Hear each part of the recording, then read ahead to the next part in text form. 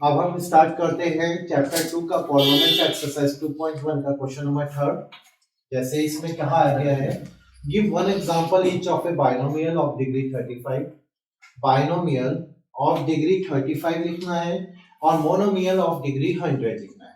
जैसा कि मैंने बताया था कि बाइनोमियल बाइनोमियल क्या होता है, binomial are those polynomial which has two terms. For example हम ले लेते हैं, फॉर एग्जाम्पल बाइनोमियल का एग्जाम्पल ले लेते हैं 2x प्लस 3, 2x प्लस 3 ये हमारा 2 डिग्री, ये हमारे दो टर्म हैं, इसीलिए ये टर्म्स हैं और ये पॉलिनोमियल कहलाएगा हमें बाइनोमियल। तो बाइनोमियल कहलाएगा जिस पॉलिनोमियल में दो टर्म्स होते हैं वो बाइनोमियल कहलाता है। डिग्री क्या होती है, जो हाईएस्ट पावर होती है वेरिएबल की वही हमारी क्या कहलाती है, डिग्री कहलाती है। यहाँ पर जो डिग्री है वो 1 है, यहाँ पर डिग्री 1 है। अब हमें क्या लिखना है, example each of A binomial of degree 35।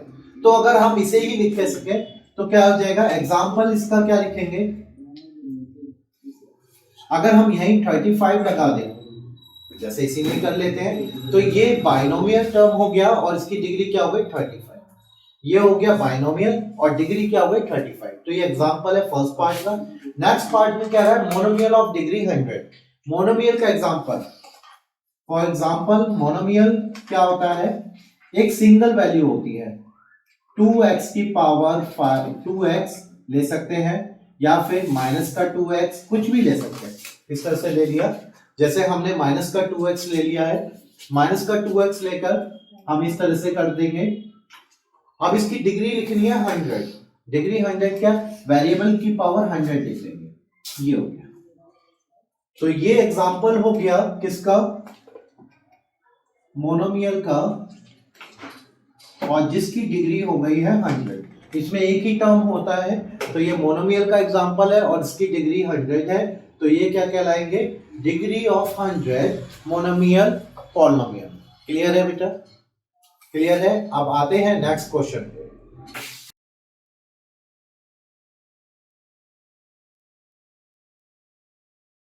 अब हम फोर्थ क्वेश्चन करते हैं, इसमें हमें लिखना है right the degree of each of the following polynomial.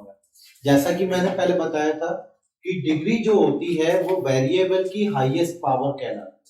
यहां पर जो वेरिएबल है वो x है, x की हाईएस्ट पावर क्या है, यहाँ पर 3 है, यहाँ पे 2 और 1, तो हाईएस्ट पावर क्या है, 3 है। सबसे पहले हम चेक करेंगे कि ये पॉलिनोमियल है या नहीं है। यहाँ पर जो पॉलिनोमियल, जो वेरिएबल की पावर है वो होल नंबर में है, तो इसलिए ये पॉलिनोमियल है, तो डिग्री क्या हो जाएगी, highest power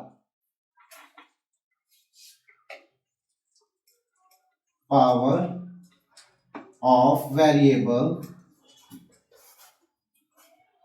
is 3, highest power of variable is 3, so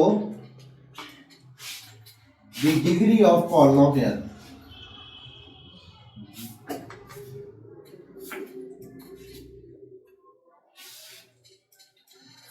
is 3। ये हो गया, क्लियर है। तो जो हाईएस्ट पावर है वेरिएबल की वो 3 है, तो इस वजह से इसकी डिग्री 3 कहलाएगी। आ जाते हैं सेकंड पार्ट पे। इसी तरीके से यहां पर हम देख रहे हैं सेकंड पार्ट में ये पॉलिनोमियल है, पॉलिनोमियल में y की पावर क्या है, 2 है, तो इसलिए इसकी हाईएस्ट डिग्री क्या हो जाएगी, 2। ये 5t प्लस माइनस रूट 7, अब यहाँ पर जो कांस्टेंट टर्म है वो रूट में है, इसका मतलब t जो है वो वेरिएबल का वर्क करेगा, तो t जब वेरिएबल का वर्क करेगा तो इसकी हाईएस्ट पावर क्या है, t की पावर 1, तो highest power of variable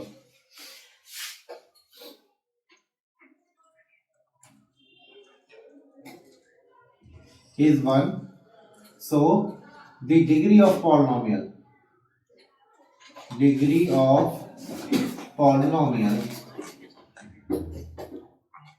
is 1, ये हो जाएगा। अब यहाँ पे एक भी वेरिएबल अवेलेबल नहीं है, तो हम क्या करेंगे, अपनी तरफ से वेरिएबल लगा के उसकी पावर 0, क्योंकि किसी की भी पावर 0 होती है तो उसकी जो वैल्यू 1 होती है। तो यहाँ पर क्या लिखेंगे, highest power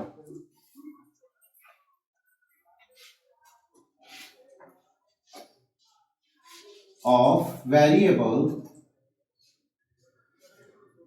is 0, so the degree of polynomial is 0, ये हो जाएगा। अब यहाँ पे जो ये 3 है ये कांस्टेंट टर्म भी कहलाता है, कांस्टेंट टर्म भी कहलाता है, और इसको हम जीरो पॉलिनोमियल भी कह सकते हैं। तो इस तरीके से ये फोर्थ क्वेश्चन क्लियर हो गया होगा। अगर कोई भी प्रॉब्लम हो तो कमेंट बॉक्स में कमेंट करके मुझे बताएं, और ज़्यादा से ज़्यादा शेयर करें, लाइक करें और इसे सब्सक्राइब करें। Thank you.